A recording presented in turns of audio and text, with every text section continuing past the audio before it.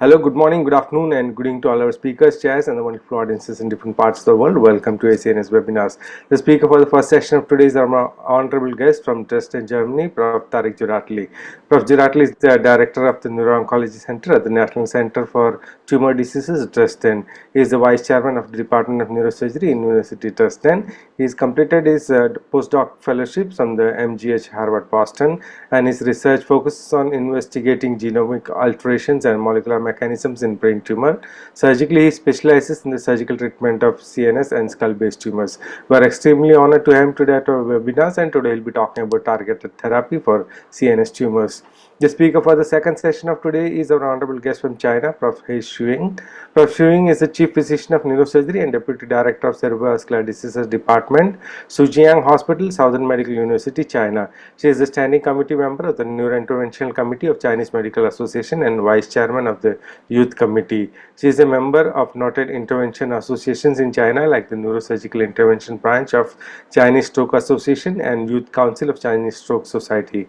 We are extremely honored to have her today at our webinars, and today she'll talk about complex AVMs, combined arterial and venous embolizations. The chair for the first session of today's webinar is our honored guest from Pakistan, Prof. Said Atar Inam. Prof. Inam is the professor of neurosurgery and chairperson of Department of Surgery at the Aga Khan University Hospital, Karachi, Pakistan.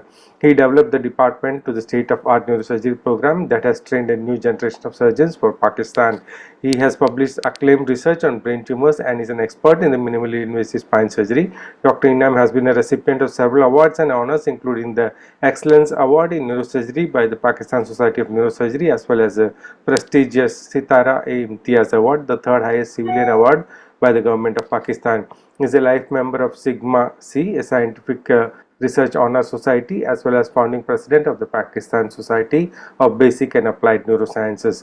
We are extremely honored and grateful to him for accepting our invitation to chair the first session of today's webinar. The chair for the second session of today's webinar is our own faculty from Canada, Prof. Ashish Kumar. Prof. Ashish is an assistant professor at the Center of Cerebrovascular and Endovascular Neurosurgery, Sunnybrook Health Sciences Center, University of Toronto, Canada, Ontario. He was a past fellow at the Fujita Health University as well as the University of Toronto, Canada. He did his fellowship. He is the fellowship director of advanced microneurosurgery at his institution and is also the vice chair of the inclusion and diversity division of neurosurgery.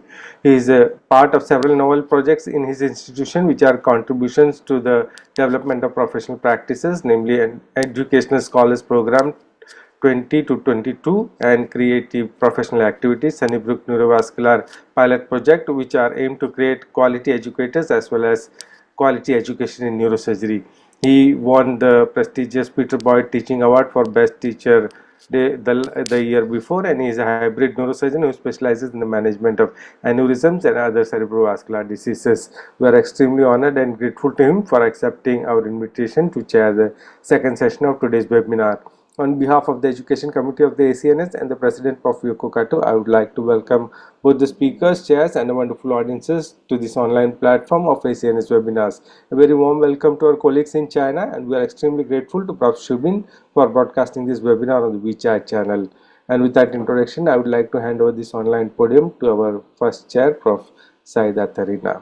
Prof. Inam, all yours. Thank you, Professor Krishnakati, and thank you, Professor Kato and ACNS for doing this thing consistently. It's an amazing educational thing that you have been doing for years and years. It's an honor for me to introduce Dr. Professor Tariq Juratli. Now, I saw sort of something happened with the internet, so I don't know if you introduced him or not. So please forgive me if I do it again twice. Dr. Tariq Juratli is an associate professor and the vice chairman of the Department of Surgery at Carl Gustav Karus University Hospital. He's the director of the Neuro-Oncology Center at the National Center for Brain Tumor Diseases in Dresden, Germany.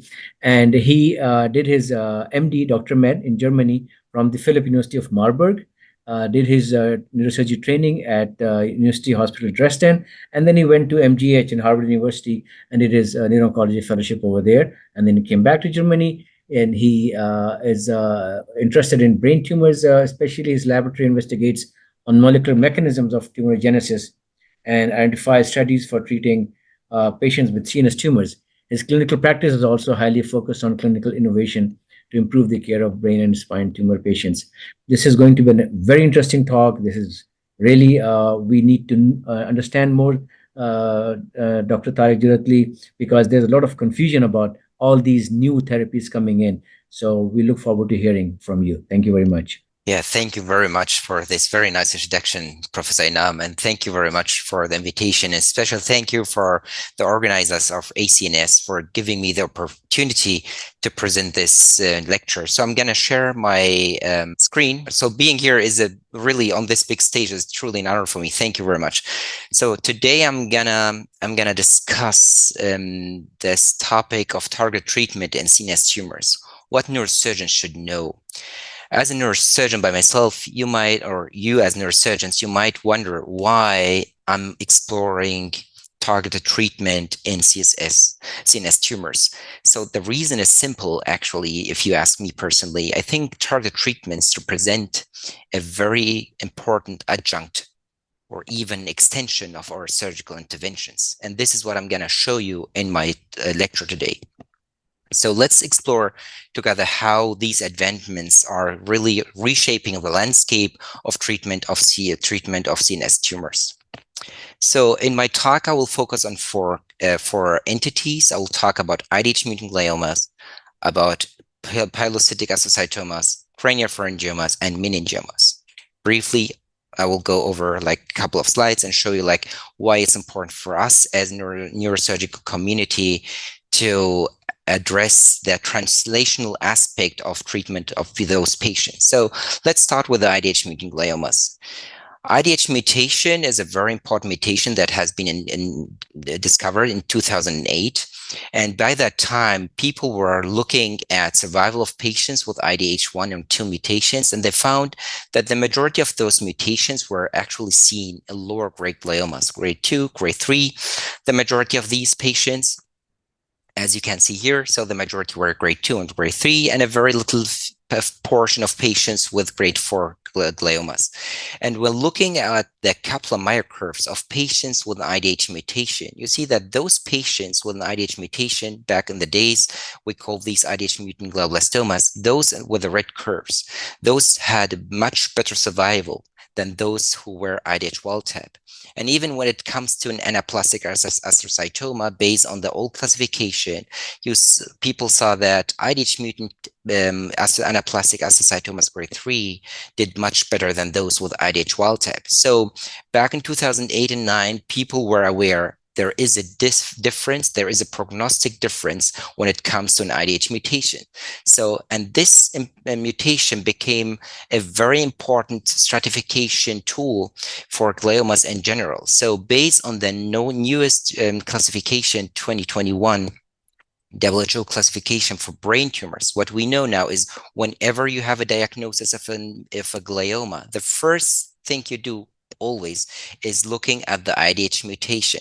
So there are ways to do it. Majority of cases, 85% of cases, you can do it using IHC, like in staining, with a neuropathology. So it's a cheap option basically to find out if the patient have an IDH mutation or not.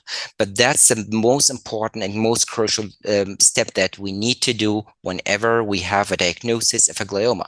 Because if it's an IDH mutant glioma, then we know the prognosis is better. If it's an IDH wild type one, then the prognosis is worse. But that's not everything. It's also about possible options for treating to treat these patients. This is something that I'm going to show you in the next couple of slides. So first thing, we'll look at IDH mutation, and then we'll look for other alterations that I'm going to explain on my next slides. So why is IDH, or this isocitrate dehydrogenase mutation, an important in gliomas? It's important because having the mutation, as you can see here, having a mutation, there is an alteration in the citrate cycle or Krebs cycle. So the metabolism of the cell is impacted by having IDH mutation, by the way that instead of having alpha ketoglutarate as a normal metabolite of the IDH mutation, in parallel, you would have a second metabolite. It's called 2-hydroxyglutarate. This 2-hydroxyglutarate accumulation is actually, this is an oncogenic enzyme, let's say, that is produced by the IDH. So you have an accumulation of oncometabolite that's called 2-hydroxyglutarate only in the cells that have an IDH mutation. That means only in the cells that are glioma cells, because the IDH mutation is the first step in the gliomagenesis. That means whenever you have a glioma, the first step, if it's an IDH mutant glioma, is acquiring an IDH mutation. From there, you get secondary and third and other alterations, like when the tumors grow, basically. So having this mutation means you have an accumulation of 2-hydroxyglutarate. This is something that you can use in diagnostic of those patients. For example, this is an example for MR spectroscopy using the 2-hydroxyglutarate MR spectroscopy. It's a very special MR spectroscopy, and you can look for having this kind of a mutation by looking at the byproduct. So this is an example of a patient who had an tumor, and this is the voxel that we measured. So in that voxel, we measured the metabolites of that tumor, and we saw that we have an accumulation of 2-hydroxyglutarate. So this is an indication for having a patient with an IDH mutant glioma. And indeed, after doing the surgery, we looked at the tumor, and it was indeed an IDH mutant case. So this is something that you can incorporate basically in the diagnostics of patients with an IDH mutation. So we know now IDH mutation is important for the prognosis of patients. IDH mutation can be helpful for diagnostics by using, for example, MR spectroscopy. And so the next step is, so once we know it's an IDH mutant case, then we look, like in this case or in that case, so we look for other alterations. In astrocytic tumors, you have an ATRX loss, you have TP53 mutation, you don't have 1p19q co-deletion, and you have to look at CDKN2A and B. So those markers are important to know if it's grade 2 or 3 or 4. So whenever you have a deletion of CDKN2A or B, that we talk about grade 4. So when it comes to an oligodendroglioma, so your ATRX is retained, so you don't have an ATRX loss. This is something you look at with IHC. So the first step, IDH mutation, is looked at by IHC. ATRX mutation or loss is looked at by IHC as well. So everything is straightforward. And then we look at 1p19q co-deletion using FISH, for example. And if it's co-deleted, like in this case, then usually you have a third promoter mutation. Then we're talking about oligodendroglioma. So when you look at these images, of course, you think, okay, this is an easy case. This is straightforward. So you can resect it. And if it's grade 2, you go by follow-up of this patient for MRI for a couple of years. But in cases like that case where you have an insula or an glioma, basically an astrocytoma in the insula, you can go for partial resection, but a complete resection without harming the patient and without impacting the functional function of that patient won't be possible like in the majority of cases.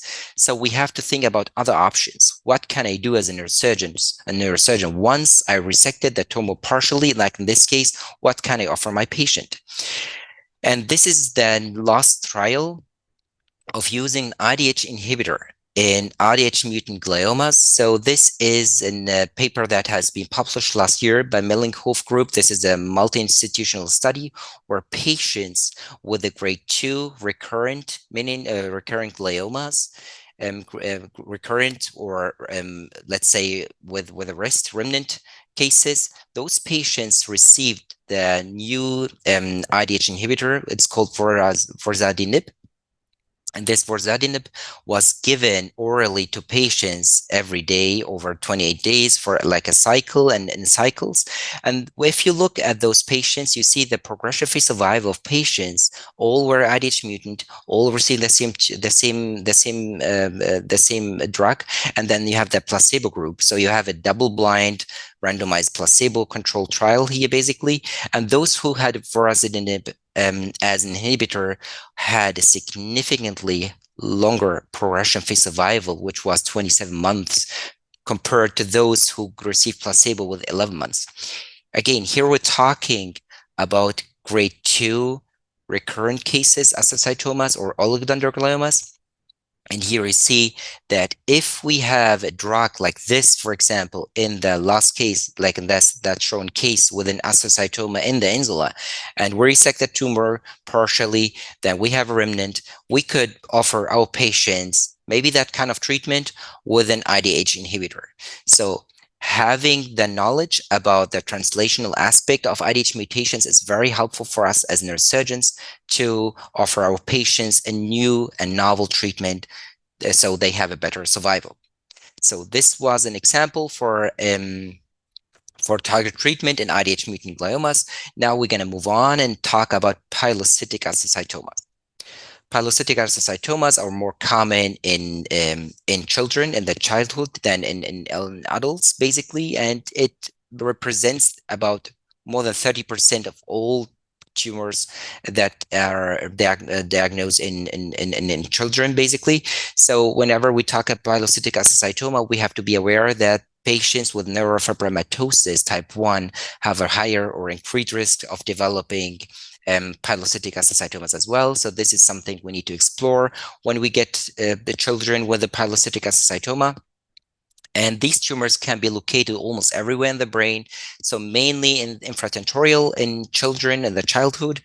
Like here, they have this pattern of having nodule and having cystic portion as well in the majority of cases, but they can also be located in the thalamus. They can be located more supratentorially. They can be located intramedullary, so they can be everywhere. But whenever we have locations like atypical locations, like in the midline or like thalamus, we have to think about NF1 or neurofibromatosis type 1 as a possible reason for having that kind of pilocytic astrocytomas. So, of course, whenever we have a pilocytic case, a pilocytic astrocytoma, we go for surgery. That's the most important step. We resect it, and everything is wonderful. And radiation and chemotherapy is only reserved for cases where you have residual tumor or you have recurrence. But the prognosis in general is excellent. That's a case whenever you can resect it. So it's important to understand that the biology of this pilocytic astrocytoma is actually simple. They have, in the majority of cases, more than 70% of cases, they have an activation of BRAF. BRAF is an oncogene that can be activated by two different mechanisms when it comes to pilocytic astrocytomas. It can be activated by having a fusion with another gene. So two genes that actually don't belong together, they get fused for reasons that we don't really know by now, but then you have an activated BRAF. So you have this KIA 1549 gene that fuses with BRAF, and the BRAF gene is always activated all the time. And this is common in 70%, or this is common, and it represents 70% of all alterations when it comes to pilocytic astrocytomas. In 5% of cases, you have a BRAF mutation. So, and about this mutation, I'm going to talk in the next slide. So, but let's talk about a little bit how important that is. So having a fusion or having mutation doesn't matter. Yes, it matters. And it matters when it comes to the location of the tumor. Interestingly, there is an association between the pattern of the alteration and the location of the tumor. That being said means that having a BRAF fusion is more common in pilocytic astrocytomas that are located in the cerebellum, whereas having a BRAF mutation is more common in pilocytic astrocytomas that are located supratentorially. And when it comes to the pathway, to the optic pathway gliomas, specifically in NF1 patients, so the more proximate that is to the eye, then it's more common to have an NF1 mutation. The more closer it is to the brainstem, that it's more common to have a BRAF mutation. Could be a mutation, could be a fusion, but the majority of cases you might have both, basically. So why is that interesting? That's interesting because when it comes to the fusion, then we don't have, by now there is the new generation of drugs that has been tested, but when it comes to the mutation, to the BRAF mutations, you have this activation of the MAP RAS pathway. That means So in normal cells, you have the BRAF, which is an oncogene that is not activated. It's only it also there is like ways to inhibit BRAF, but having a BRAF V600A mutation, this is a hotspot mutation on BRAF gene. Having that mutation means you have always an activated BRAF and oncogene, and this BRAF is going to activate MEK and ERK, and then you have then stimulation of a lot of pathogenic cycles for tumor cell growth and proliferation. Interestingly, there are targeted inhibitors for BRAF and for MEK. So those are the inhibitors for BRAF, those are the names, and those are the names for the BRAF, the MEK inhibitors. So these drugs has been newly developed in the last 10 to 12 years. So you may ask me like, okay, so this is interesting, but so why is it that interesting for a neurosurgeon? Again, then when you think about melanoma patients as been shown like 12 years ago or 14 years ago. So this is a patient with a heavily metastasized melanoma. That patient had a BRAF mutation. BRAF mutation is very common in melanomas. 70 to 80% have a BRAF mutation. That patient received a BRAF inhibitor, and you see what happens within 15 years. You have a dramatic response to that kind of treatment. So now if we use the same approach to treat our patients with a BRAF mutant glioma, for example, pilocytic astrocytoma, here a case from our own hospital, a lady, she was like 17 when she was diagnosed with this brainstem glioma. She underwent a biopsy, and this is like postoperatively, you see that was only in biopsy made, and this patient was declining over time. So you see like within 7 years, of course, pilocytic astrocytomas, they don't grow like they are slow, they don't grow very fast. But you see, even like within 7 years, she was a child. Now she's a young lady. She was 2012. She has this big tumor in the brainstem where we couldn't do anything, and she was declining neurologically. And then I went to Boston, to MGH. I came back. I heard about BRAF inhibition from Dr. Brasiana. So what we did is when I came back, we started this patient a BRAF inhibitor, and you can see the miracle basically, where you see that the tumor almost disappeared. So this is very helpful for us as neurosurgeons when we know we can't really help sometimes. We can only do biopsy. It's not possible to do a complete resection, whatever. When we think about other aspects, about other options, always think when you think about a pilocytic astrocytoma, think about the BRAF inhibition for these cases where you may have success, like in this one case. And there has been a couple of reports in the past about showing interesting results on patients treated with BRAF inhibitors, like this child with this thalamic tumor, was a pilocytic astrocytoma, underwent resection, and after time, that patient developed a remote lesion in the thalamus where they couldn't really do a surgery on. So that patient received also BRAF inhibitor, and you see here the results within like a few months. You see that the tumor almost disappeared. So whenever you have a pilocytic astrocytoma, think about that. And another option for patients always, like with always a good option for patients with nephropromatosis type 1.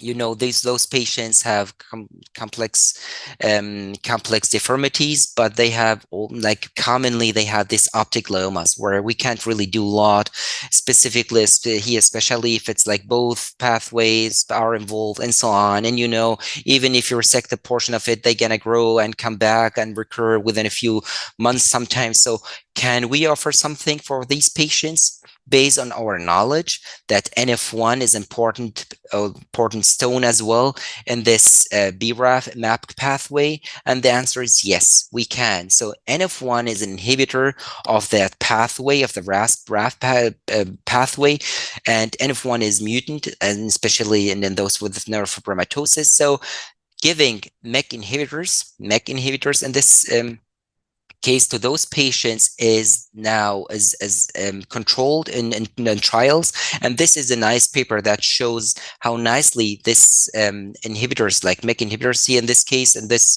diffuse tumors pathway, tumors, optic pathway tumors, that you can treat these patients with MEK inhibitors with nice results, and those patients might basically have a good response for treatment over a long time. So if you can go for surgery, complete resection, or only biopsy in NF1 patients, think about other options. Think about giving something like a MEK inhibitor. Coming to the next tumor, craniopharyngiomas, also very interesting entity, and every skull-based surgeon likes doing craniopharyngioma surgery. It's complicated surgery, of course, and there are reasons for this that I'm going to show the next couple of slides. We know they develop from the Redkit's pouch, basically, and histologically, you can divide them into two groups. You have the adenomatous craniopharyngiomas. I'm going to refer to those as ACPs. And then you have the papillary craniopharyngiomas, the PCPs.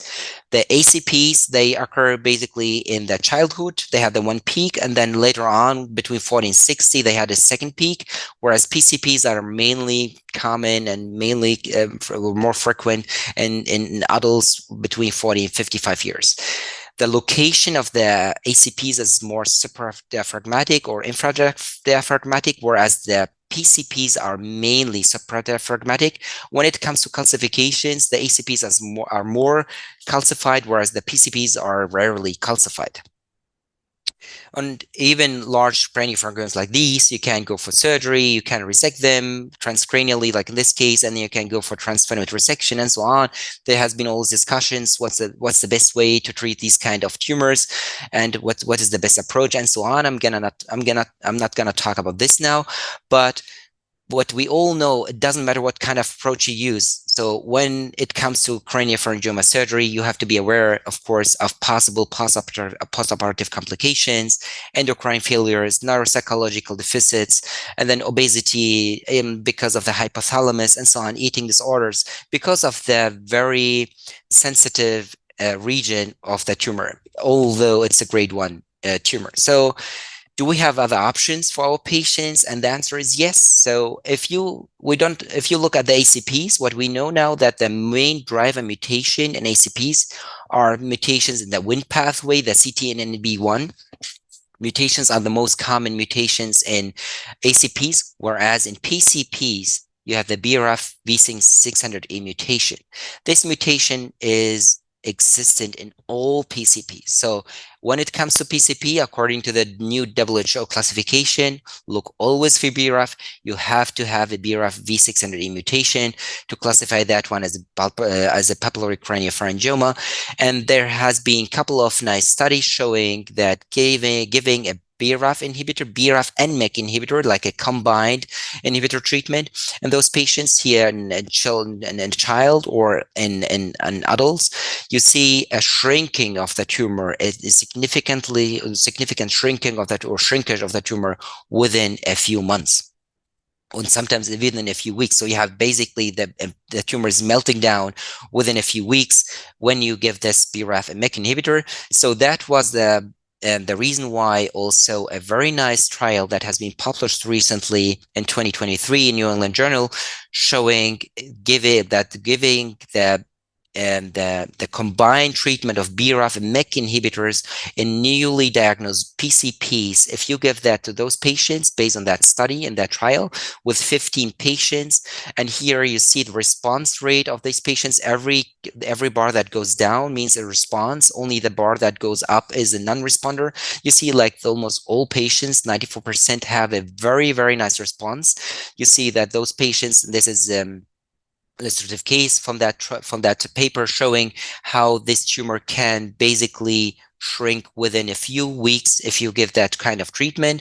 The majority of patients had very good response. They had very little adverse events when they received that treatment. So that being said, means whenever you as a neurosurgeon have a PCP, maybe you resected the tumor in the past, the patient can come back after a year or something with a recurrence, and you have the histology and it's a PCP, ask your neuropathologist to look for BRAF V600E mutation, which is also, by the way, in IC as well. And if it's mutant, go ahead and do a treatment for those patients with a BRAF MEK inhibitor. as shown in that trial. So you can use the same protocol with the combined treatment, and your patients will do well. How long do we need to give that treatment? It's actually controversial a little bit, but people would say, so some people, there are a couple of reports showing you can give it long for 6 months, others would do it like for lifelong and so on. But in the majority of cases, you can stop after 6 months and see what happens, and if the patient would have a recurrence after that or not. But this is also a very promising treatment. Now, moving on to the last category entity. So meningiomas, as we all know, are the most common primary brain tumor that we treat as neurosurgeons as well. And it's a surgical disease. That means as in craniopharyngiomas or in gliomas, the patients would come to you first as a neurosurgeon with their MRI images, asking you for advice, what we need to do. And in these cases, like meningiomas are the most common tumors. And although we know like majority of meningiomas are grade 1 and we do a great job and we resect these tumors, and the majority are grade 1. And so if you resect them completely, majority of us would say the patients are cured.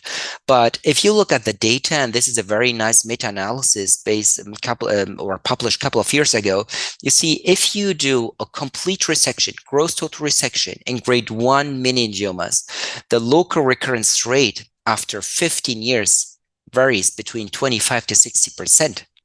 So the majority of our meningioma patients are 60-something, 65 years old when they come to surgery. So by that time, they might be like 80 or they might be dead because of other reasons, natural reasons. But if they are young, and then they have to be aware that even if you do a great job and you resect these completely, they will come back, and let's say 50% of cases after 15 years with a recurrence. And it gets worse when it comes to subtotal resection, like in skull-based meningiomas. We're not able to resect all skull-based meningiomas completely. So, and in those cases, the recurrence rate after 10 to 15 years is even higher, of course, which is something we need to consider when we treat these patients. So that being said, means we need something to offer our patients, and majority of us would go for radiation. But if we talk about grade 1 meningiomas, do we go straight forward for radiation? And the other option would be, of course, systemic treatment. So what about chemotherapy? And this is an overview of possible agents that has been given in trials to patients with grade 1 meningiomas. And you see the response rate is 0. So, okay, one case 6% and 2.5%. This is very low. That means we have nothing in our pockets that we can offer our patients with a meningioma recurrence when they come back, and especially if we can do a surgery. So that means we need to understand the molecular biology of meningiomas as in the other entities as well. And here what we know about meningiomas, and this has been discovered in 1993, the 60% of meningiomas have an NF2 mutation that is located in chromosome 22. So on one copy of this gene, they have a mutation. On the other copy, you have a loss of the entire chromosome in the tumor, which is called monosomy of chromosome 22. So that was discovered in 1993. And from there, people knew only about NF2 mutation. But then almost 20 years later, in 2013, 2 groups published same time very interesting data about NF2 wild type meningiomas, where they showed that patients with NF2 wild type meningiomas, which are mainly skull-based meningiomas, have other mutations. Those are smoothen mutations, AKT1 mutations, KL4 mutations, and TRAF7 mutations. So a bunch of new mutations that has been discovered. And I'm going to focus a little bit on AKT1 mutations, and the reason why, I'm going to show you why in the next couple of slides. So AKT1 mutations is a hotspot mutation. It's same thing, hotspot mutations, like in IDH, it's a hotspot mutation, BRAF is a hotspot mutation, and AKT1 in meningiomas is also a hotspot mutation. This hotspot mutation is common in NF2 wild type samples, and those are mainly skull-based meningiomas that are mainly located in the frontal basis, for example, in the midline of frontal basis, and also in foraminum and tuberculum cella meningiomas, planus phenidale, and so on. So AKT1 mutations are located there, and if you look at all meningiomas, you will find in roughly 8 to 10% of all meningiomas would have an AKT1 mutation. And so again, if we have a skull-based meningioma and it has an AKT1 mutation, we can't resect it completely. Let's say an anteriorly located skull foraminal meningiomas, we were only able to resect a portion of it, but not everything. There is still a remnant. Do we have something we offer our patients? Only in some cases you have radiation, but do you have something different? And the answer is yes. We might have something. There are clinical trials that are ongoing. That, for example, the Alliance trial from Dr. Brasianos, who is stratifying patients with meningiomas, recurrent and progressive meningiomas, based on their molecular status. So for those with smooth mutations would get smooth inhibitors. Those with NF2 mutations would get FAK inhibitors. With AKT1 or PK3CM mutation will get an AKT inhibitor. And this is an ongoing trial. And we learned from other systemic cancers that patients with AKT1 inhibition, in solid tumors, those are not meningiomas, so those are like, for example, breast cancer, gynecological tumors, that those patients who have an AKT1 mutations would have also nice response when it comes to an AKT inhibition with an AKT inhibitor. Like roughly 25% of all patients with a mutation, AKT mutation with solid tumor would show partial response. Again, if the bars go down, that means you have a nice response, and it's like 25%. And there has been a couple of case reports showing, or a few case reports by now showing that giving or the administration of an AKT inhibitor in patients with an AKT1 mutant meningioma, like this diffuse case that was was receiving only MRIs because the diffuse tumor, the pattern, it was growing. Then the reviewer or like the authors couldn't do anything surgically for that patient. So that patient underwent an AKT inhibition with an AKT inhibitor. And what happened is they had stable disease over a long time, over 2 years, and longer. So that might be also an option that we can offer our patients. So this clinical trial is ongoing, and once they have the results published, hopefully I can give an update on that. But this is also an interesting thing that we need to consider when it comes to treating of skull-based diffuse meningiomas with an AKT1 inhibition with an AKT inhibitor. And the next thing is we could basically also offer our patients with NF2 mutation. So convexity meningiomas have mainly NF2 mutations. Skull-based are AKT1, smooth, and PIK3CA, and so on. But when it comes to NF2 mutations, those are more common in convexity meningiomas. And so the question of that trial that has been published also by Dr. Brasianos, my former PI from Mass General Hospital, so could we treat our patients with NF2 mutation within FAK inhibitor, for example? And the answer is shown in this trial, basically. So here in this trial, patients underwent with meningiomas, underwent a treatment with a FAK inhibitor. And so they included 12 patients with grade 1 and 26 with grade 2 and 3 meningiomas. And they looked at, so this wasn't randomized, so only those with NF2 mutations received an inhibitor, no placebo. And this is the heat map of those patients showing the commute plot, where you see that all patients had NF2 mutations. A couple of them had markers like CDKN2A deletions or third promoter mutations. Those are markers for high-grade meningiomas. And remember the slide that I showed you with the response rate, if you give chemotherapy to patients with grade 1 meningiomas, it's almost 0. And now look at the response rate when it comes to PFS6, so progression-free survival after 6 months of treatment. You will see that those patients, like 83% of grade 1 meningiomas were stable. So they had a progression-free survival at 6 months of the rate was 83%. Those with the grade 2 and 3 was 33%. So this is less than the in grade 1.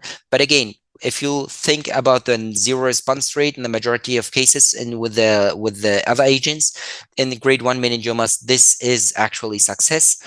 And those are the Kaplan-Meier curves showing the grade 1 in blue and the grade 2 and 3 in red with the progression-free survival rate, where you see the differences. So those with the red with the grade 1, they had a progression and after like almost after a year or something. So this shows nice response. It's not a great response that's similar to those with craniopharyngiomas or with pilocytic astrocytomas with the other inhibitors. But this is the first step to develop new treatment options for our patients with NF2 mutations.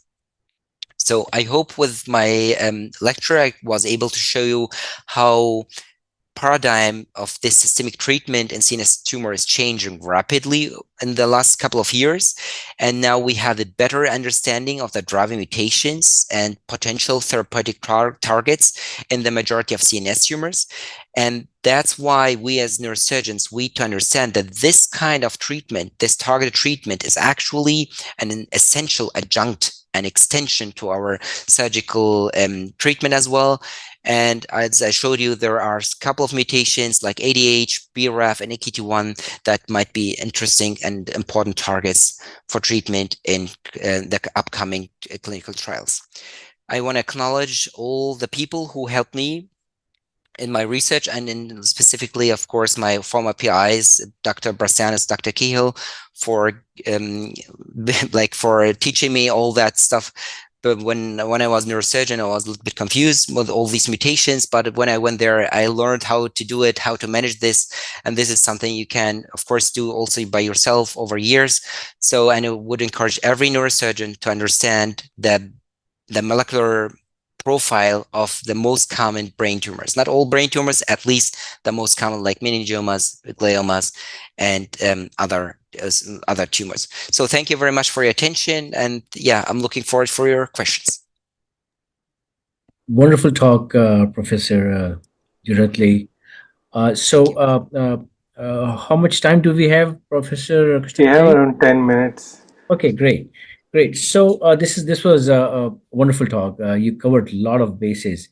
In general, if you can tell the audience, what do you think about other targeted therapies?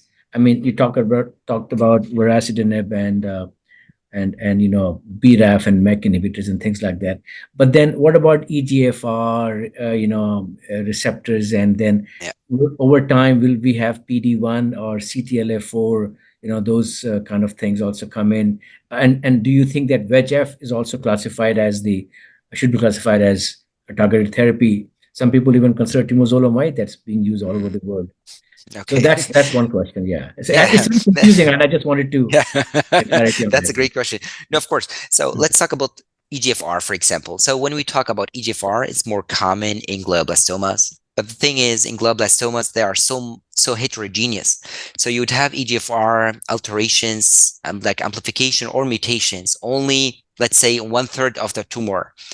All the other tumor population, all the other cells, they don't have the mutation. So it's a subclonal event. That's the problem. So everything that I showed you, like IDH, BRAF, and AKT1, those are the drivers, and they are clonal mutations. That means you have these alterations on all tumor cells. And this is the most important base for treating our patients with a kind of inhibitor. So EGFR is only subclonal. If you use it, there has been a couple of trials showing that the response is bad, and like there's almost nothing. It's not really essential in glioblastoma patients because of the heterogeneity of glioblastomas. So even if VEGFR, for example, if you think about bevacizumab or all that, you can do that as it's a kind of chemotherapy. It's not targeted. Targeted to me means something like you target a mutation, you target a target in the tumor cell, or this is only expressed by a tumor cell and nothing else, and you target this. Everything else like temozolomide, bevacizumab, and so on will cover, of course, like everything that expresses VEGFR will get targeted by bevacizumab. The same thing with temozolomide and so on. So it's not really targeted. Targeted means this kind of approach where, that's a mutation. I will take that mutation because I know it's clonal. I'll take it from the bench to the bedside, basically, and do that kind of clinical trials. That's the translational aspect of neurosurgery that we neurosurgeons need to more like understand in the future, and to more like encourage to understand, like for all neurosurgeons. Wonderful. That makes things much clearer.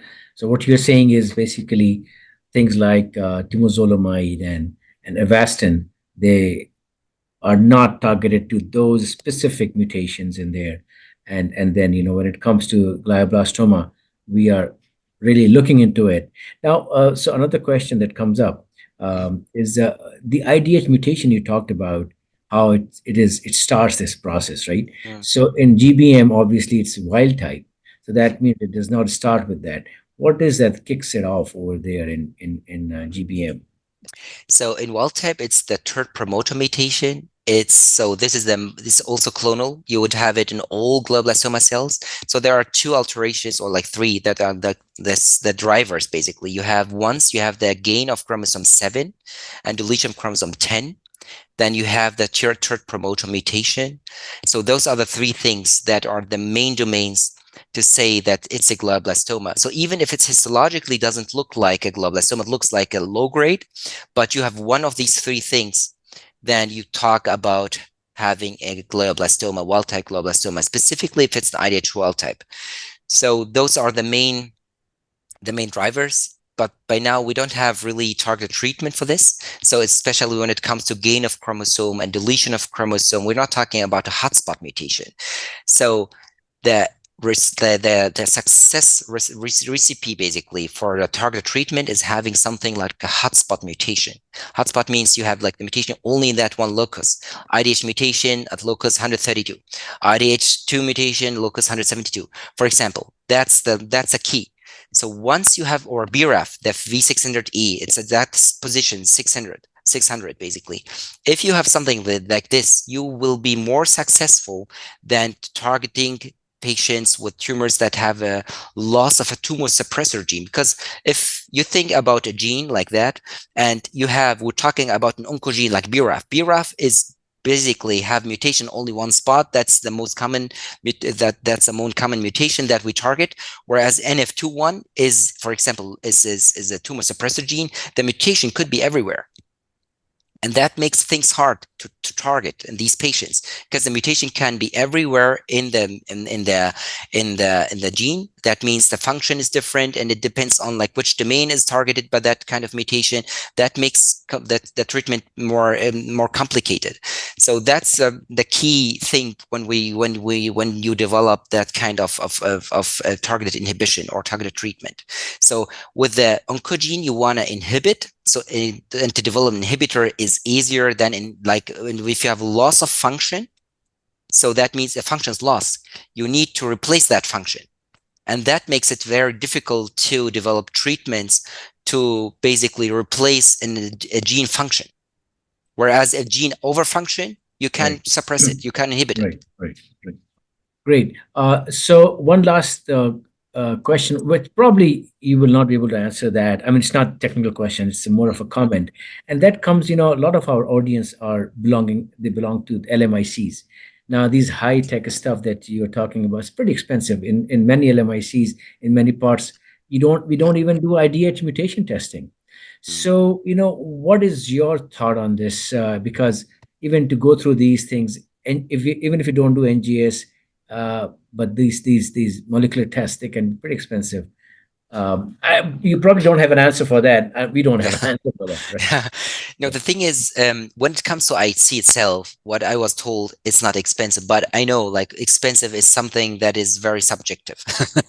What is expensive? What is not really expensive? But then so when it comes to NGS, it's expensive. You need the tools, you need the machines, you need bioinformaticians, you need like core facility, whatever. Whereas like IHC is something that is easily done by one neuropathologist basically, and with a normal department of neuropathology. I know that's really an issue, but that's the important thing. When, of course, the medication is expensive. It's going to be expensive. It's new. Those are new trials, and everything will be expensive. But when it comes to diagnostics, I think things are going to change, and things will be cheaper in the future. When specifically, if you look only for IHC mutations based on them on the IHC, that's the way to do it, I think. And hopefully, the more people buy the stainings, the less expensive it will get worldwide. And maybe people should establish programs to support like underdeveloped countries with this, or pay like countries that don't really have enough money for that. Absolutely. It's a matter of time. Well, thank you very much. It was so enlightening, and you made it so easy. Thank you. Would like to listen more to you, and off to our professor, Krishna Kiti. Well, thank you very much. very much. Thank you. Thank you again. Thank you very It was much, a great Prof. pleasure. Thank you.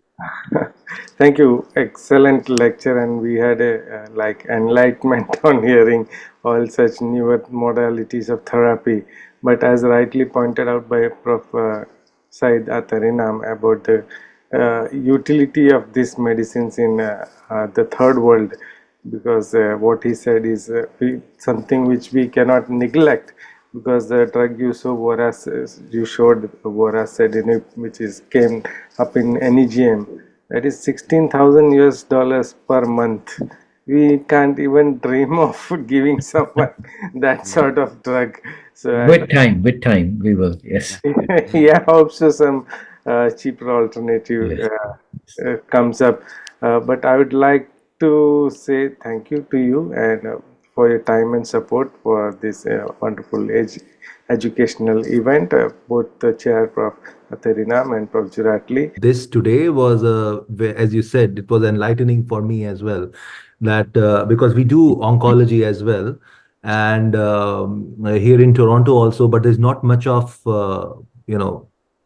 probably because we are in vascular subspecialty, probably we don't hear so much about the advances in oncology, spectrum. But it was so enlightening because I now, at least have a new kind of information which I gained actually through this webinar. And what are these mutations we are looking into? I just wanted to ask, because we have time now. I wanted to ask. I wanted to ask, like, how frequently, you think even in North America, clinical use versus use in experimental use. Like in your place, do you think it has come into clinical use completely, or it is still experimental, or still it is like used sparingly? Because we do the molecular testing, but I still don't think that a lot of patients get these targeted therapies. Yeah. So yeah, indeed, that's a great question. So whenever we do it, the way we do it, let's talk, for example, about gliomas. So when it comes to glioma, the only thing we do is we look at the IHC, if it's mutant or not mutant. So this is something we look, and then we look at the age of patients. If they are 50 plus, then we say, and they are IDH wild type in the IHC, that's it. So we know it's IDH wild type glioblastoma. So we're done. And then we look at MGMT promoter, methylated, non-methylated, and then we go for temozolomide or not, or whatever. When it comes to young patients with glioma, even if it looks like grade 4, we do the NGS. So we know, because when you do the IHC, you fish basically only 85% of cases with a mutation. So with the IHC, you can't discover all mutations, because there are like less common mutations that are not really detectable with the IHC. 15%, 15%. So 15% are not basically discovered by or not detected by the IHC. So in these cases, because they are young and they have glioma, and it's not really common to have a glioma in that age, for example, then we go for an IDH NGS, and then we have an NGS that covers IDH mutations and other mutations and so on. Then we have that. In case of meningiomas, we don't do that routinely on a routinely basis. We do that only if you have a high grade meningioma, if you have recurrent cases with a meningioma. Then we look for NF2 mutations. We look if we have TERT promoter mutation. So this is something that I didn't show because that doesn't have a clinical impact, that doesn't have a therapeutical impact. But having a TERT promoter mutation, for example, that is 100% in all glioblastomas, but only in 7% of meningiomas or 5%. But then if you have a TERT promoter mutation in meningioma, it's always grade 4. So grade 3, I mean, it's a grade 3. So people started talking and discussing about meningioma grade 4, that those are those with TERT promoter mutation, but the WHO said no, and it's a grade 3 meningioma, and it's going to be, they will stick with this terminus, and then you know those patients have worse survival. So when it comes to prognosis in the meningiomas and it's recurrent cases, or they look aggressive, then we do the TERT promoter mutation as well. But we don't do that on every patient because this is really costly. So then you pay something like 1,000 euros, 1,000 to 500 euros for each case, and the medical insurance won't cover everything. Yeah. Correct. Interesting. Okay. There's a question by Q&A. I just saw that from I think it's Dr. Harshad Parekh. He said, "Have you encountered parasitic astrocytoma recur early?" I thought we might as well answer the question if you have time.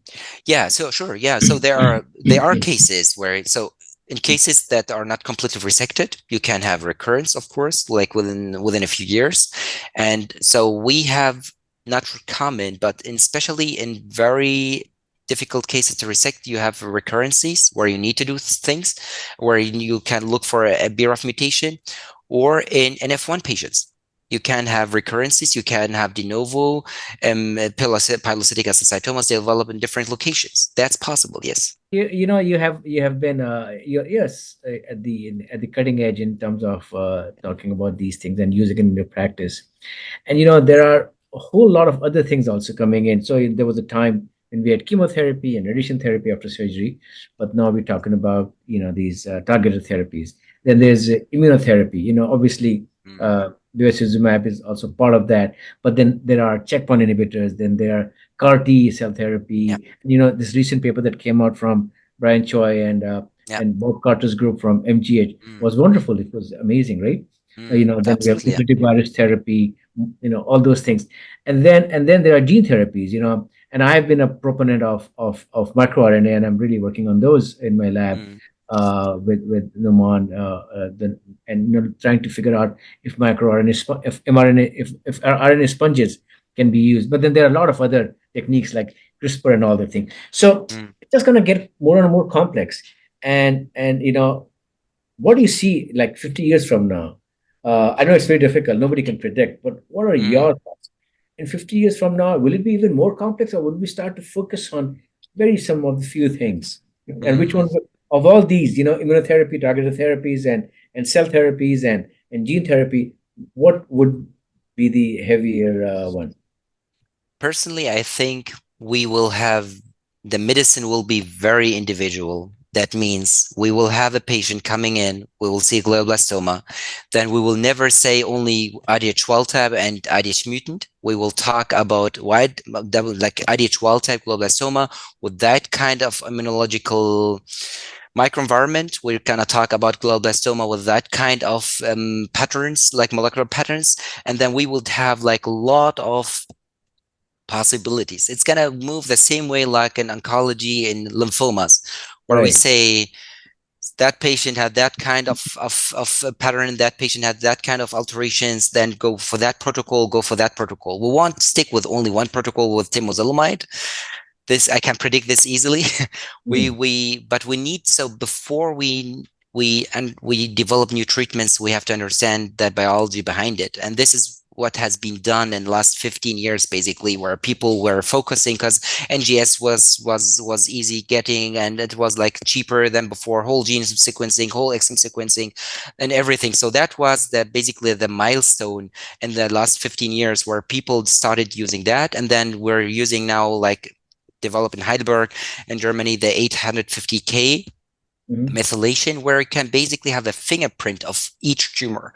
So now you have a fingerprint of roughly 100 180 entities of brain tumors. So where you can say it's that case, you have that Tisney plot where you can tell that's that kind of tumor, it's that kind of tumor, it's a different tumor than that, although they have the same name. So we're going to move that way. So diagnostics is getting really awesome and they are moving rapidly, but we as let's say as clinicians, we're still a little bit like slower moving around.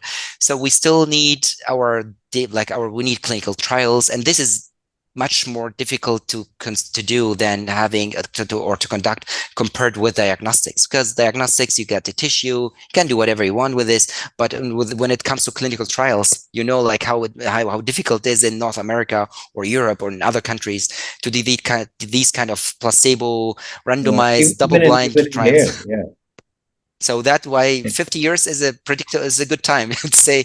But I think like in 50 years from now, we would have that. So even so we have to think more broadly and not always like IDH wild type, IDH mutant, and that's it. It's going to be more than that. So if I have to get a GBM, I would pray that I get it 50 years from now. So to get better. Better you never get it. So an additional thing, methylomics. So that's becoming up, and you talked about the Heidelberg and DKFZ, and we are actually becoming part of the consortium of Stephen Feister's on methylomics. So what are your thoughts about that? All these things versus the methylomics in terms of classification of the brain of the tumors, as well as in terms of targeted therapy. So this is something that is. And I'm sorry for the audience. I just use the word methylomics. If you can explain a little bit in one line. Good. So there is genomics and epigenomics. That means you have the DNA, and then you have the methylation of the DNA. So this is like what you basically could do with the methylation profiling, where you could look at the methylation of the DNA. That's called epigenomics, and this is something that you can do using an amazing tool that has been developed in like the last 10 years, mainly in Heidelberg, using the 850K methylomics, basically, or methylation profiling. And so that's the point. We understand the genomics better than the epigenomics, because we started with NGS at least 10 years before the epigenomics. So by now we have a lot to offer patients with cancer. It's not only like CNS cancer, but like all cancers, based on molecular profiles.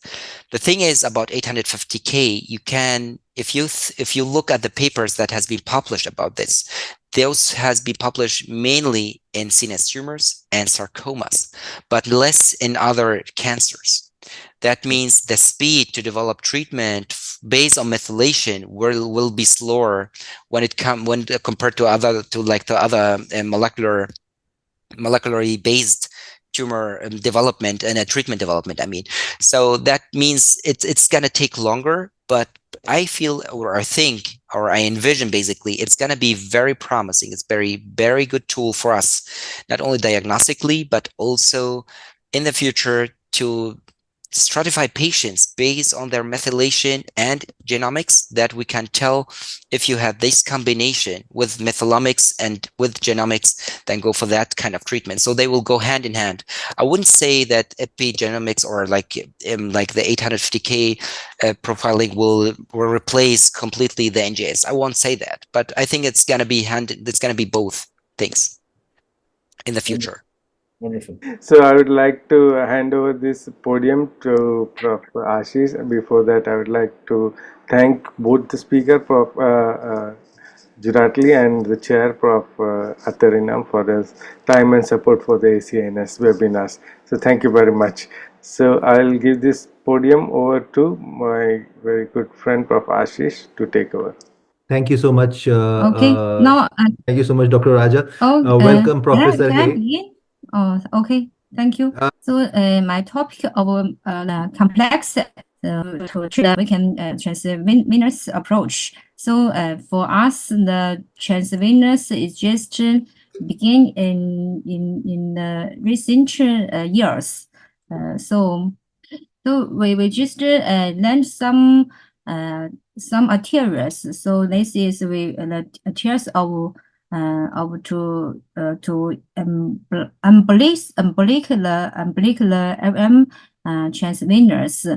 we think is the good approach for curing the AVM. So we just learn to cure AVM transvenous approach. But at the beginning, we just choose some kind of AVMs to embolize through transvenous approach. So such as the AVM located in deep or functional areas, and large unruptured AVMs or ruptured AVMs. Gamma knife is not the first choice, and the transarterial approach is very difficult or impossible. So the next one is training venous appeared clearly and can be approached. So we just share some cases we cured the AVM through the venous. So this is a small ruptured AVM in the basal ganglia region and had only one training vein. So we can see this, for this kind of AVM, it's very difficult to cure the transarterials. So but the transvenous is a good choice. So we just choose to cure this kind of AVM through transvenous. So it's the we just put two microcatheter through venous to near the AVM. Is we choose the marathon and the SL10. Through the SL10, we put some coins to prevent the blood flow of illness. And we see this is we think the coins is enough. So we push the illness through marathon. So you can see the illness diffuse into the nanus computer. We just so this is this DSA after immunization through showed the AVM disappeared. It's the DSA.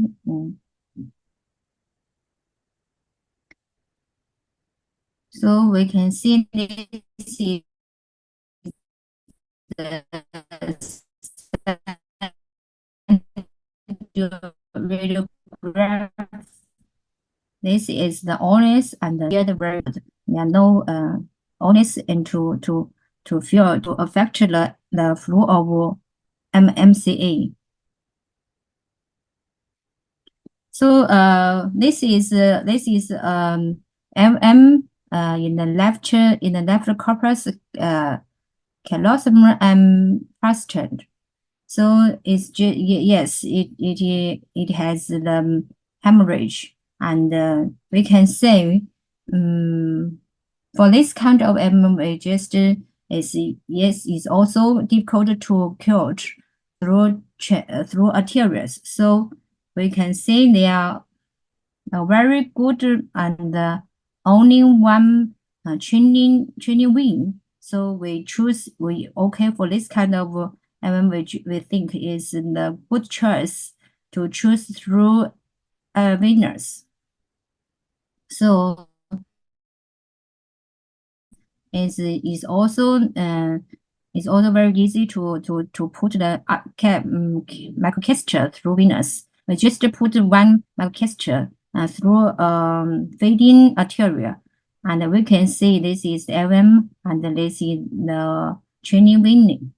So we put we can see between the two microcatheter is we think is the letters of AVM.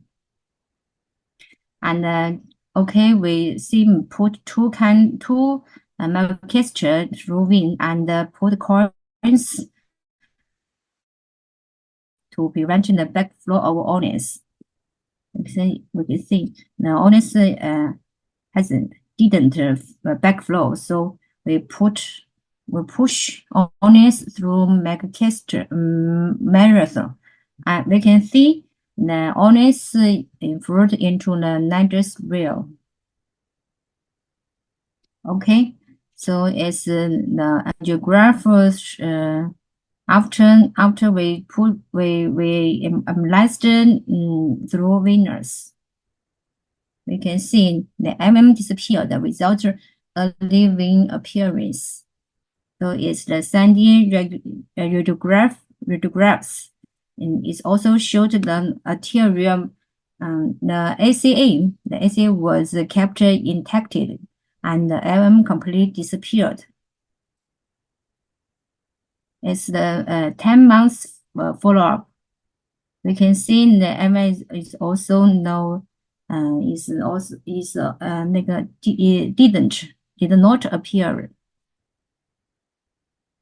So for these two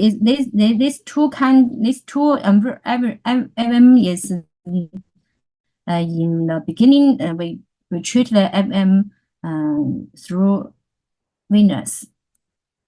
From in the 1 year we treat about 18 complex AVM cases through transarterial combined with transvenous approach. And there are 13 cases was completely cured, and 2 cases partly embolized. But there are 2 cases had intraoperation hemorrhage, and 1 case death. So for the complex AVM, we think compared transarterial and transvenous approach is a kind of treatment, but it also had some I think complication. Yeah. So see, okay, we see this case. This is also ruptured AVM in basal ganglia region, and had multiple tenors features. So we don't choose transvenous at first. We just transarterial to treat some part of AVM. We can see this is transarterial approach embolizing. So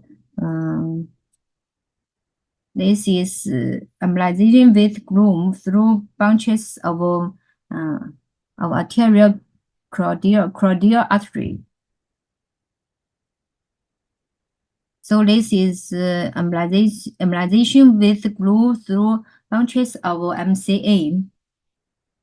So after the embolization through arteria, we can see there are a small part of AVM appeared. We think it's very difficult to transarterials to treat this part of AVM, so we choose transvenous. So it's okay. It's suggestion the theme to put two microcatheter through venous and to put near the AVM and put coins. Then push ONS to kill this part of AVM. So it's the DSL shows AVM completely disappeared.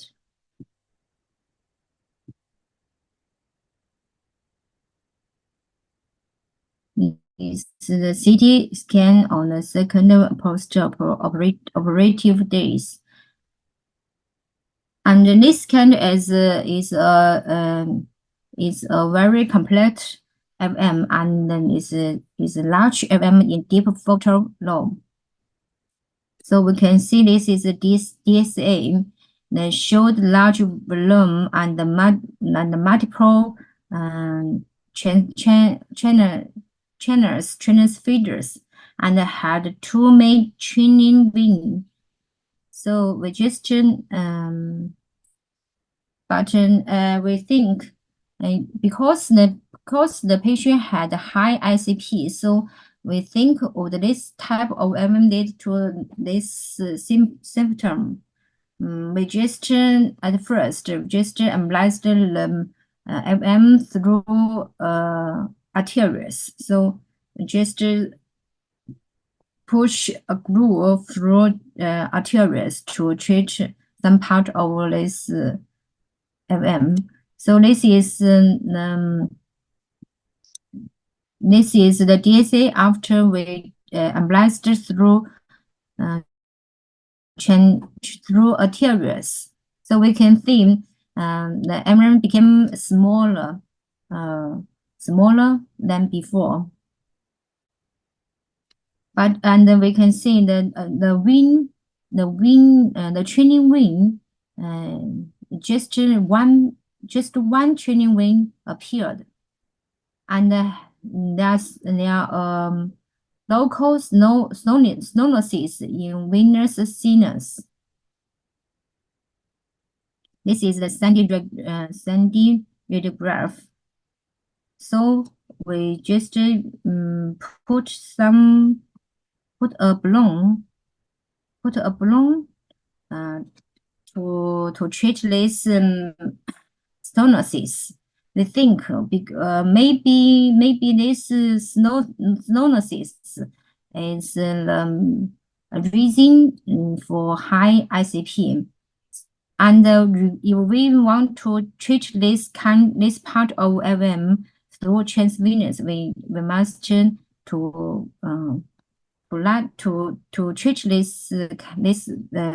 treat this stenosis. So this is the angiograph after we put the balloon to treat the stenosis.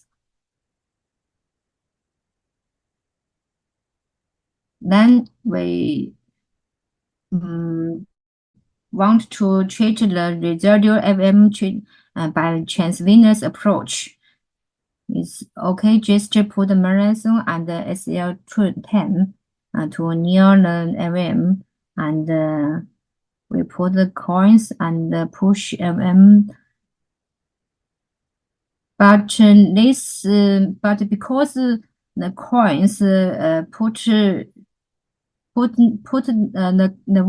place we think is not very good. So for this AVM, when we push the onis, it reflect quickly. Now we have a DSA. We show the landers nearly disappeared, but the wing still appears early. So we AVM is not cured. We just wait some time and then push the onis again. For this time, the onis begin to diffuse into the feeders. And you can see. So for this time, we have a DSA again, and then next time we can see the AVM disappeared, and then without early appearance of wing. This is the Sandy, and this is the CT scan on the second post-operated day, and no hemorrhage. The ratio of our patients improved. So this the second cases. We can think that it's just is also large AVM and local in left photo is a left photo and hemorrhage onset. So this is the DSA. We can see this is aneurysm. It had some small and tenuous finger or branch of AVM. So we just apply the AVM through arteries at first. We just want to let the AVM begin small, and we can see the M has there are some part of M still appeared, and the venous vestibular aneurysm still appeared. So we want to treat this part of AVM through venous. It's the CNS approach, and put coins and inject ONIS. We can see the ONIS had an ONIS influences some to the venous, but that just had a smaller, very small residual AVM. We think it's not safe, so we just inject ONIS continue, but ONIS cannot diffuse into this part of the nitrous proposed. So we just to found the feeders, and we push some glue through this through arteries. So after this embolized, you can show the DSA showed the AVM nitrous disappeared, and the venous aneurysm is also disappeared. This is the Sandy angiograph, and this is the follow up after 3 months. There are no redressed repairs of AVM. So this the fourth cases is this patient is 3 months infant and had a hemorrhage. You can see this is the MR, and the DSA showed that AVM nitrous was spread by the bunches of bilateral pericardial artery and the PCA, and change into the great cerebral vein. We just embolized the AVM through arteries at first, but there are also some residual AVM after multiple times arterial embolizing. So we decided to treat this part of AVM transvenous approach. Is also we put method and then SL10 and through vein, and put coins and inject ONIS. You can send ONIS infuse to the nitrous very well. This is DSA showed the AVM nitrous disappeared after embolization. You can see then DSA of ICA and the DSA of the vertebral artery. And this is the three radiograph before the operation and after the operation, and the white is the ONIS. So it's the fifth case is a 1 year boy, and also is the Galen AVM and had hydrocephalus onset. So this is the MR of this patient. And the DSA showed gain MM. So we can see the wing of gain M aneurysm. It's a very, also I think it's a very big AVM, and the flow is very quick.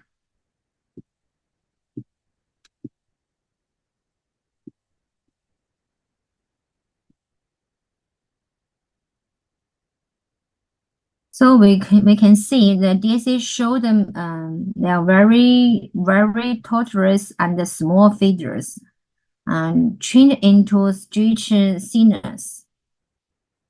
But because the flow is very big and large and quick, we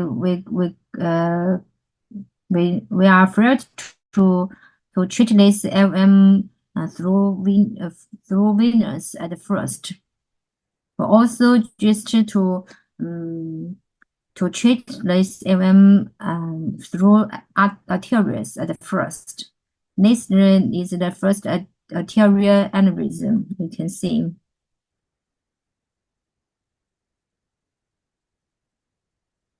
And this is the third arterial embolization. After the 3 times arterial embolization, we can see the AVM is the AVM began very small, and for this for the patient, okay.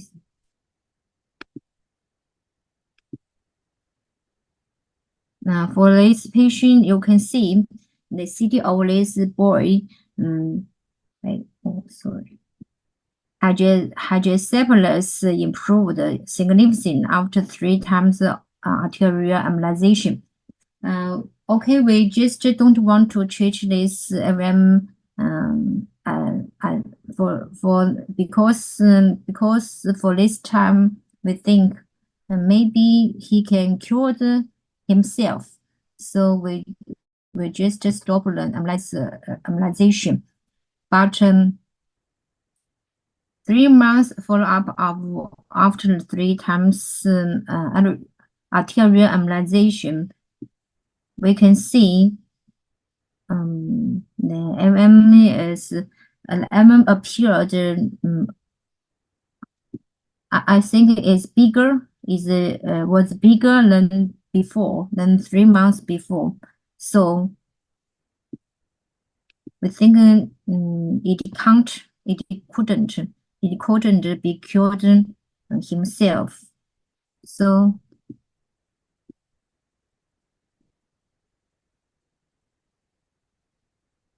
we decided to cure this kind of AVM through venous. So the Sandy radiograph showed there are 2 trained small veins. So we want to protect his vein as possible. So we just want to put coins into these 2 small training veins. We put 2 DA through vein, and we put the microcatheter into these 2 small 2 methods. So maybe one method sonic put this small training wing, and we through one microcatheter to put coins into these 2 small wing. You can see this coins was put into these 2 small wing, and then after the coins was put in, we inject only through one microcatheter. So you can see the onus diffused very well. Actually, I think maybe there's the AVM was bigger than we think. Okay.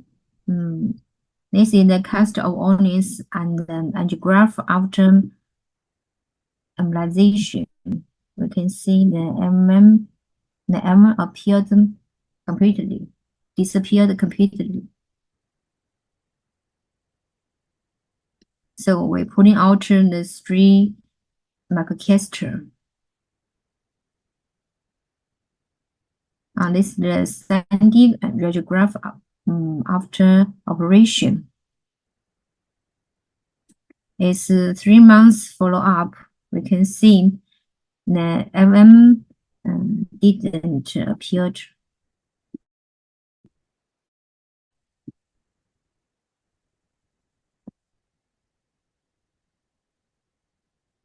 So we think the reduce at first reduce the volume of FM through arterial approach first, then cure the FM through transvenous approach. And we suggest embolizing through 1 training vein per time is safe, is more safe.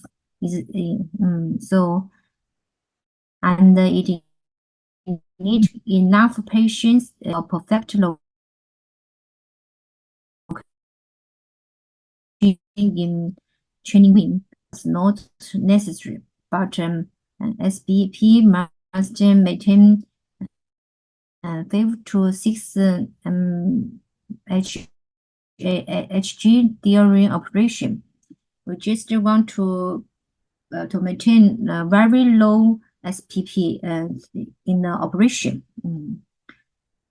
Pressure cooker in the training wheel was very important, and enough time and patience were necessary to be sure the malformation in the affiliated training vein is completely embolized. Otherwise, arterial embolized as supplementary was necessary. And then we think the combined arterial venous approach is a way to cure complex AVM. And with the understanding of M structure, the indication of a venous approach may be more and more extensive.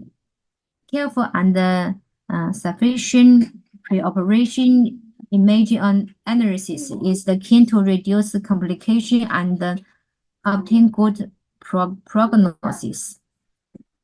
Fully complication with the patients of the risk before the operation is also very important. Thank you. Thank you very much, Prof. Ashish. Any Thank you so comments? much. Thank you so much, Professor. Hey, excellent cases, wonderful demonstration of technique. Thank you so much for presenting and explaining these nuances to our international viewers and learners. I wanted to ask just to give a brief overview of what was done to our rest of our young neurosurgeons. What Professor Hay was demonstrating is called as a reverse transvenous pressure cooker technique, where you actually form a plug, and which she demonstrated with the help of 2 catheters. One catheter was basically to prevent coils, so that when you inject through the vein, the arterial flow is not so high that your embolic agent will land up into straight sinus or deeper venous systems. Then it can cause major venous infarcts. So that is why you use 2 microcatheters, one through the venous route if you have a single draining vein, one to form the plug, which is called as pressure cooker technique. Because it is in the vein, it is reverse. It's called as retrograde pressure cooker technique, transvenous retrograde pressure cooker technique. And then you inject through the other microcatheter, which is also in the vein, also in the nidus, but that onyx plug will prevent the onyx or squid or any liquid embolic agent to go into the deeper venous system. So it will actually infiltrate from the venous side into the arterial side. And it is completely different from our arterial approaches where we tackle the vein first, tackle the vein at the end. We actually tackle the arterial feeders. So it's important to know that when you do transvenous, it's very important that your blood pressure is very low. As in the last slide she mentioned, it should be, the map should be around 40 to 50 millimeters of mercury. And you can also supplement transarterial balloon to reduce the overall flow into the nidus so that the intranidal pressure drops. Because you are injecting from the venous side, the flow into the nidus should be very, very minimal so that you don't have an acute rupture. So thank you so much again. I just wanted to make sure that everyone understands the pressure cooker techniques. And I just wanted to ask, I had one question. When you actually do staged embolization, like you sometimes try transarterial, then you came back to transvenous, how many times you had to go transarterial after transvenous embolization? Because I saw some examples where you first went to the transvenous, but then there was a small part of nidus which was remaining, and then you had to come back to the transarterial route. So how many times this happens, and do you do in the same setting, or do you stage the embolizations in separated after a few days and few weeks? How do you stage them if you are doing combined?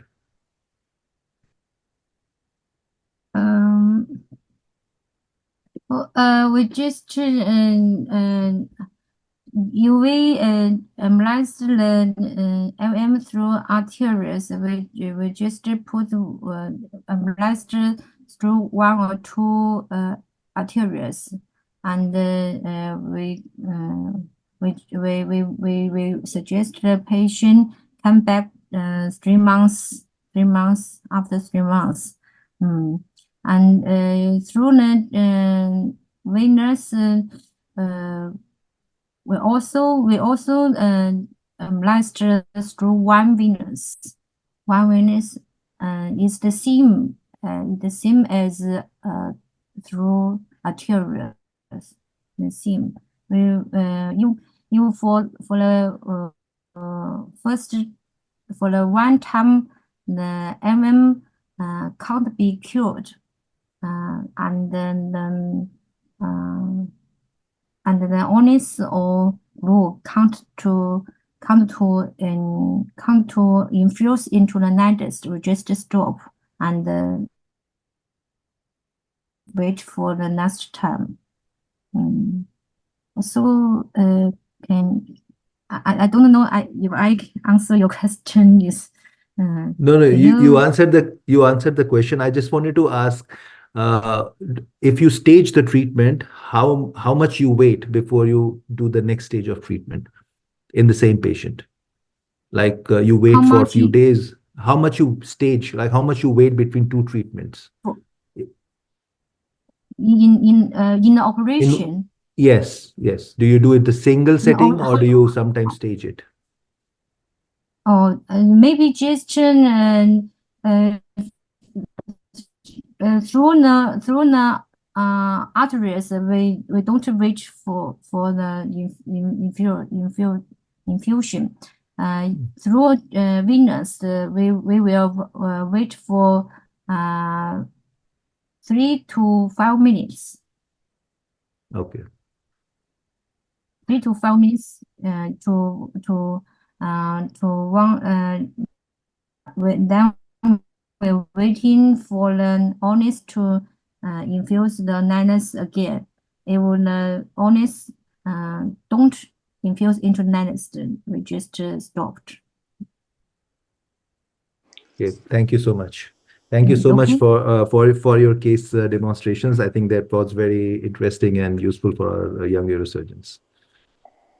Over to you, Dr. Rajan. Thank you very much, Prof. Ashish, for elaborating the finer nuances, and extremely grateful to Prof. He Shuying for this wonderful session. So now it's time that I wind this up officially on behalf of the Education Committee of the ACNS and the President of Yoko Kato. I would like to thank both speakers of today, Prof. Tariq Juratli and Prof. He Sueng, as well as the chairs, Prof. Syed Atar Inam and Prof. Ashish Kumar, for the time and support for the ACNS webinars. A very special thanks to Prof. Shubin for broadcasting this webinar on the WeChat channel, and we have just received an update from him that there are around 540 people who have joined us on various broadcasting channels like WeChat, YouTube, and Zoom. So until we all meet online tomorrow, it is bye bye from all of us. Thank you very much for joining.